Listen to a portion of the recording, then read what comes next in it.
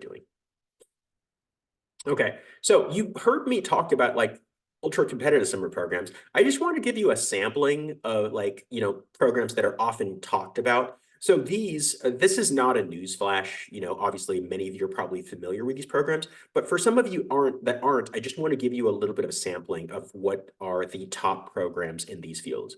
So if you're a STEM-based student, I think like the holy grail, as I like to call it, of summer programs for STEM students is MIT's Research Science Institute, or RSI.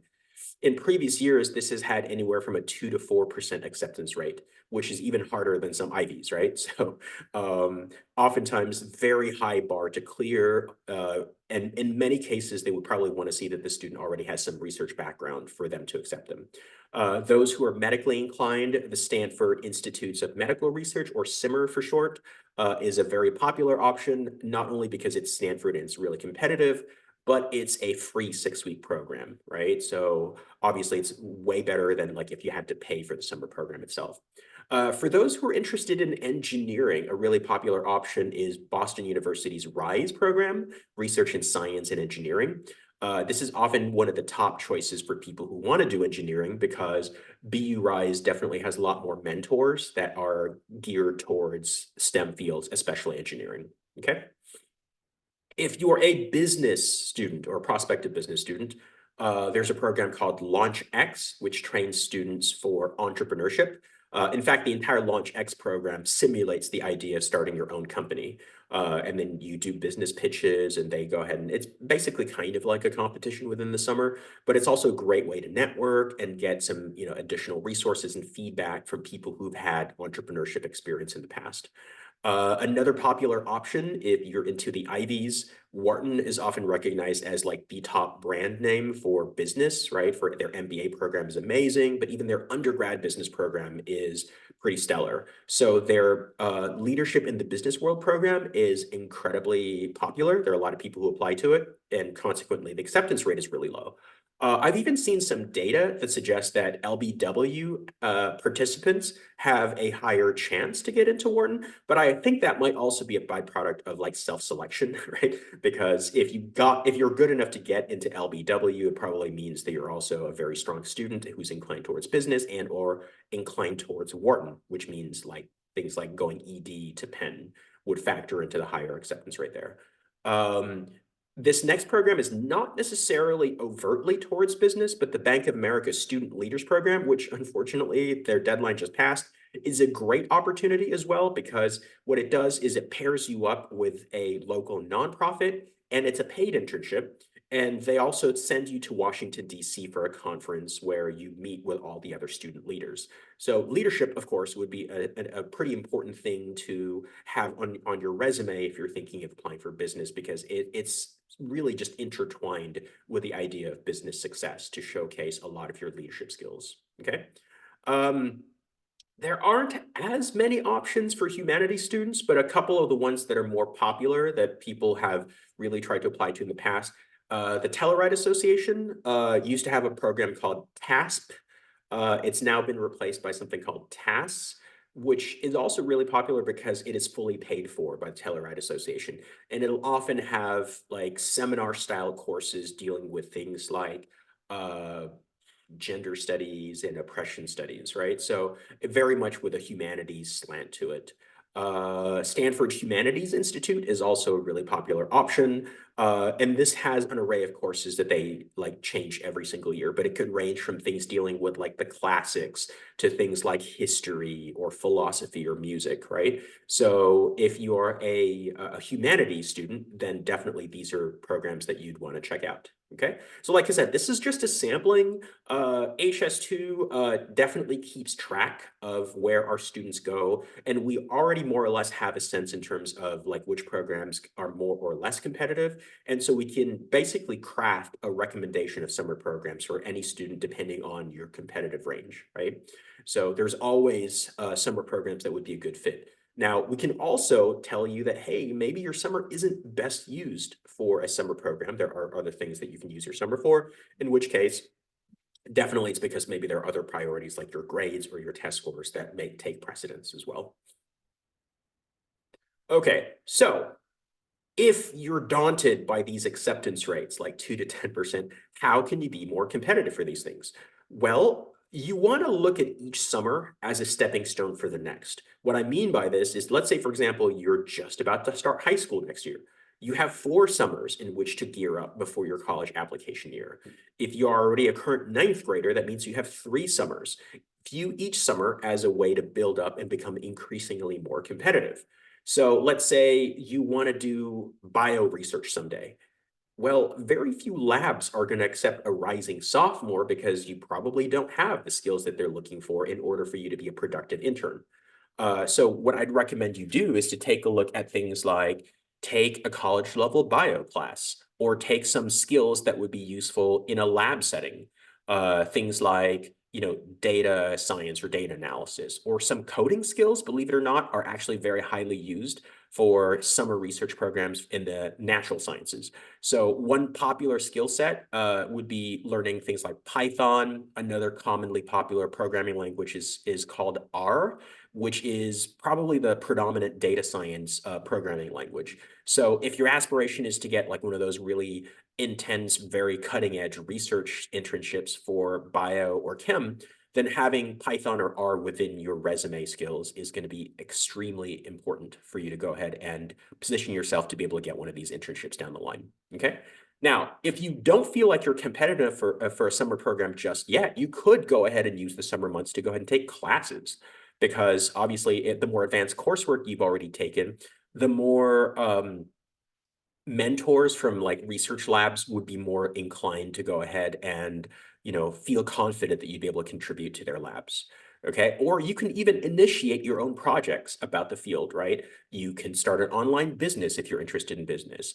Or you can go ahead and do your own website talking about a scientific phenomenon, right? And do your own compilation of papers that you've read, or journal articles that you've read about the topic, right? These can all be ways that you can bolster your resume so that in subsequent summers you can be more competitive.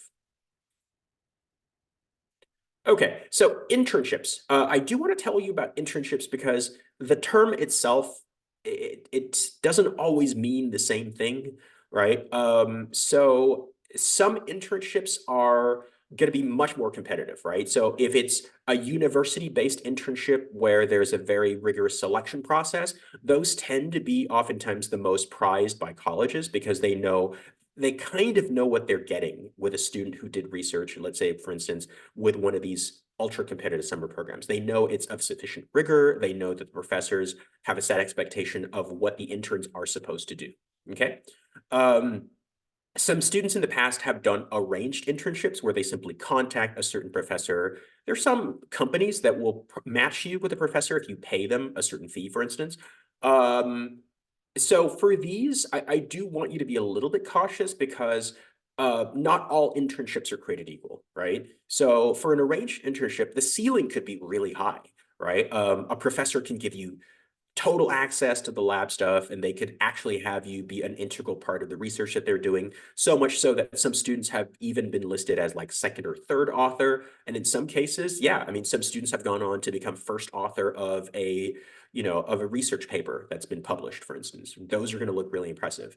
Some internships are only internships in name, right? And the student is mostly doing kind of like very basic data entry or just general grunt work that it doesn't really amount to something that colleges will be impressed by. So you do want to be very careful about like internships in the summer because it's become its own huge cottage industry where all these companies, some of which are not as scrupulous as others, pushing internships in which students don't actually benefit from it or gain much, right? So be very wary, take a look at it. Think about the outcomes of the research. So even if some companies will say like, hey, we'll put your name on a paper, if the student really didn't contribute much to the actual research, then it may not be of much value to the schools, right? So you do want to keep that in mind. Okay, so priority number 4 for me here is building a well-rounded profile. The summer months could be useful to go ahead and fill in the blanks, so to speak, in terms of other aspects of your profile that haven't necessarily gotten as much attention, right? So let's say you've been doing similar summer programs for 3 summers in a row. That could be a vital missed opportunity, especially if the summer programs are very similar to each other, right? I mean, there's only so many like summer pre-med type programs that a college can see on your application without thinking that, hey, you know what? Could there have been better things that this student has done? Unless, of course, these things are increasingly complex and increasingly impressive in terms of what you're able to do each summer. So, what are some other options you can do then?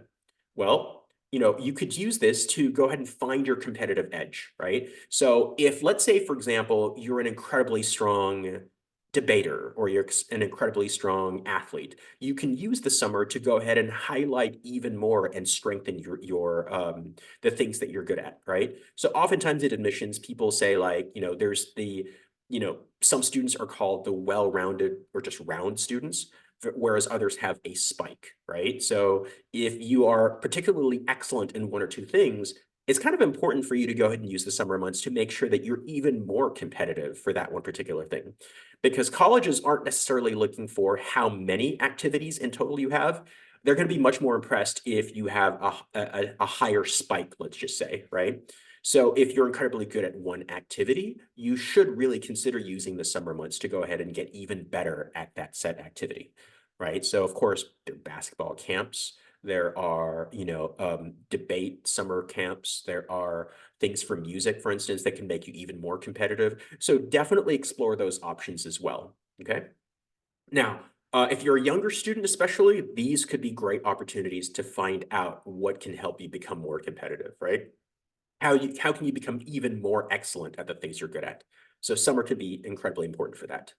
Another thing that is oftentimes very underrated for colleges is a summer job. Now, of course, not all students are old enough for this, so you may want to check. I think for most jobs, you need to be probably at least 15 or 16. But a summer job can look very impressive for colleges. And my reasoning for this is that the typical admissions officer probably doesn't make a lot of money themselves. Do you know what I mean? They're in it because they feel like they're doing something with a social impact, right? By helping shape the future classes of these top colleges, right? So of course they have a soft spot for students who are a little bit more down to earth and grounded and aren't just having their parents pay thousands of dollars for expensive summer programs. So this can be just as impressive in many ways, or sometimes even more impressive, right? So if you're willing to get your hands dirty, so to speak, and just work and earn your own money, colleges love to see that, right? They view it as a valuable learning opportunity for students to learn about independence and maturity. Now, here's a quote directly from the Harvard website, right? They say, taking a summer job in high school teaches skills that will benefit you for the rest of your life, including communication skills, teamwork, organizational skills, and financial management. You will also learn valuable interview skills and gain confidence in your abilities to accomplish a variety of tasks. Admissions officers look for applicants that have a maturity that comes with being part of the working world. Taking that summer job looks great on your college application. So yes, ideally, another way to kind of like build on top of this is if you can find a summer job that kind of aligns with your major, that would be great. But it's by no means necessary. So if there's a summer job that you would just especially love to do, definitely look into the possibility of doing that if that's an option that's available to you. Okay. And then lastly, of course, volunteering, right? So if, let's say, for example, you're extremely busy during the school year, you can use the summer months to go ahead and play catch up, so to speak, in terms of getting more volunteer hours. This could take place in several ways. You can make it kind of like an internship. You can contact local nonprofit organizations, and programs and ask to intern for them, right? So even if one's not available, if there's a specific nonprofit that specifically aligns with your interests academically, that could be a great way for you to use your summer. It could be an internship for a nonprofit. In fact, like I said, the Bank of America Student Leaders Program is designed that way. So you don't have to necessarily get into that program to go ahead and do something similar in the summer. You can just go ahead and do it yourself as an arranged volunteer internship, right? So there's some volunteer programs though there's some companies that will market like volunteer programs where you go to a different country. I would say for those, that's great if that ties into your overall like strategy. Let's say you're interested in like doing things internationally, like international business or international studies. However, I would just be very leery of doing that and only doing that because colleges have been wise to this for the last decade or so at least.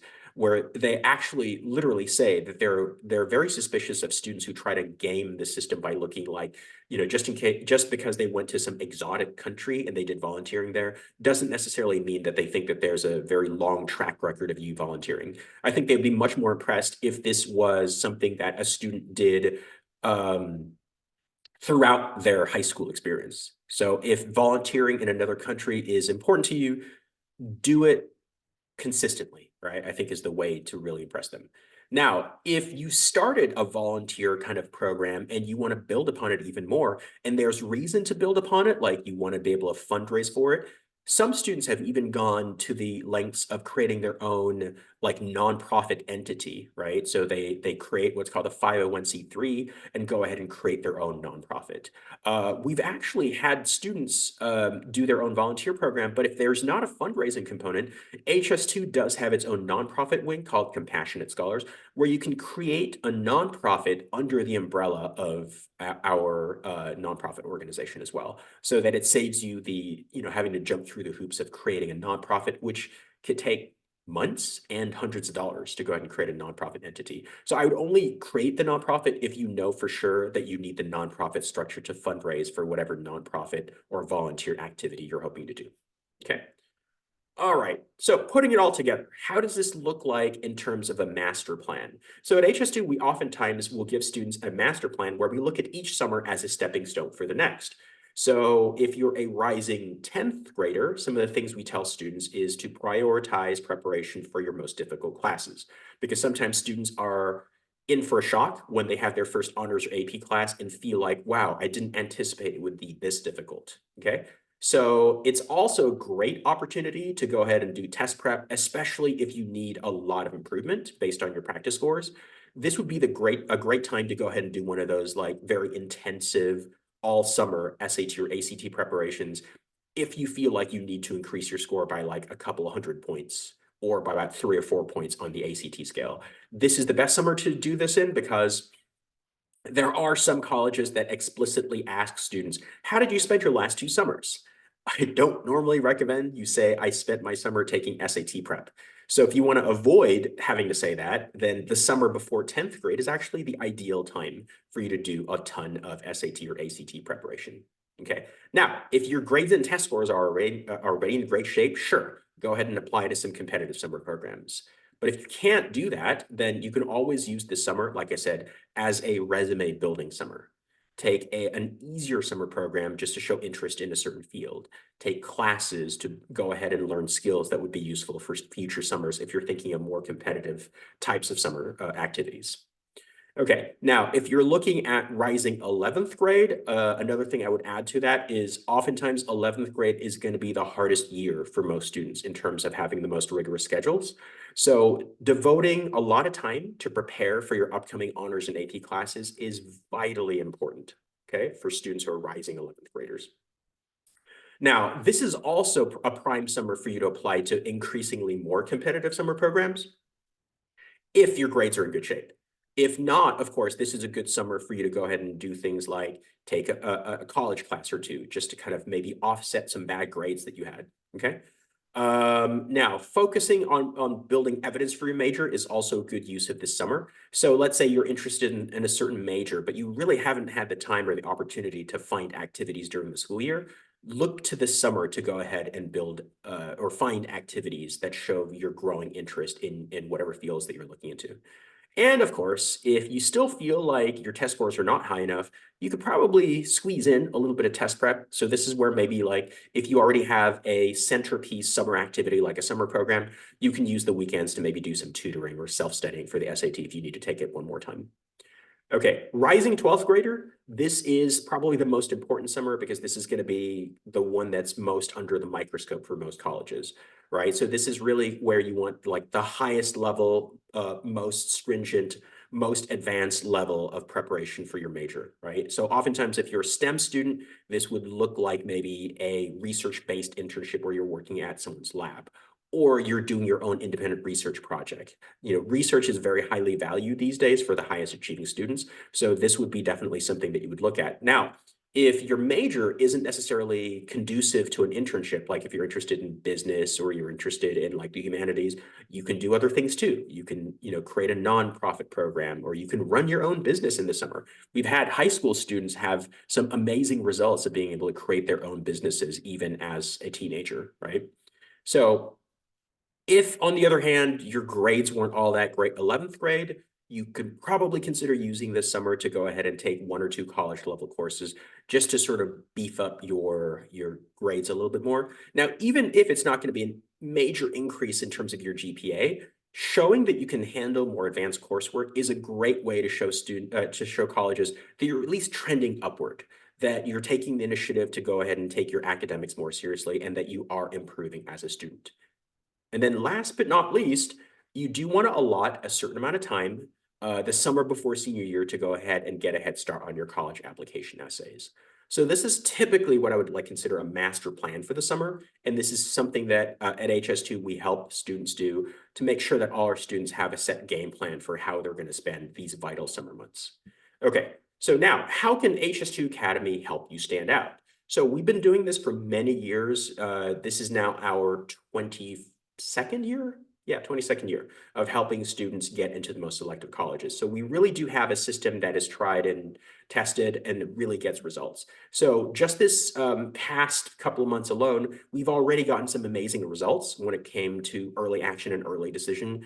We've had 5 students already get in through REA for Stanford, and hopefully more to come in regular decision. So, and we're still getting more results. I think USC's EA just came out, and we already have quite a handful of students getting into USC for EA, even though it's only like at 6 or 7%. So we've had some amazing results over the last few years, of course. Okay, now another thing that we offer at HS2 is we're now promoting this program called Project Echo. We actually had a student or a team actually from HS2 win the nonprofit category nationally back in 2022. And we're doing it again this year, and we have an outstanding coach this year. A gentleman named Paul Silver, who himself is a very accomplished entrepreneur and also has a law degree from UPenn. Who will be teaching the class this summer in preparation for the Project Echo competition that is going to be in late April, right? So this is not just for students who are interested in business. This is also an amazing piece of, a resume booster for students who are interested in things like engineering or computer science, because oftentimes many of the different categories that they do in terms of these business presentations have to do with technology, right? So a student who is interested in more in the tech side can collaborate with people who are more business oriented, and that could actually make for a much more competitive team for programs like Project Echo. Another program that we're proud of, which I'm sure you've heard us talk about before if you've seen some other seminars, is HS2 now has a partnership with USC called the STAR program, in which students can actually participate in research at USC's Mann School of Pharmacy, right? So it's obviously going to be incredibly good for people who are interested in the natural sciences, but there are also mentors. There's some professors who are doing things that are a little bit more towards the engineering or bioengineering side and computer science side, because some interns might be asked to do more coding related tasks. So it's actually a really versatile program. And unlike some other programs where it's only localized to the summer, this is like a year-round program where students can actually get access to research opportunities. Now, if you happen to live outside of Southern California and it's not feasible for you to go to USC, there are remote options as well for you to be able to kind of like work remotely with certain labs. So it's going to be an incredibly valuable source, especially if you have USC as your dream school, because it can actually make you stand out relative to the applicant pool if you're getting recommendations from USC, right? So this is a great way for you to really try to increase your chances if USC is your dream school, okay? And of course, HS2 does have an assortment of other programs as well. Every single summer, we have these preview classes for both honors and AP classes. We have our regular test prep classes as well. And we often also arrange special programs and internships with schools like UC Riverside, George Mason University. So, please keep, stay tuned because we do have all these new offerings every single summer. And some of these are still in the pipeline, and we're working to try to increase the number of activities that we have for our students. Okay.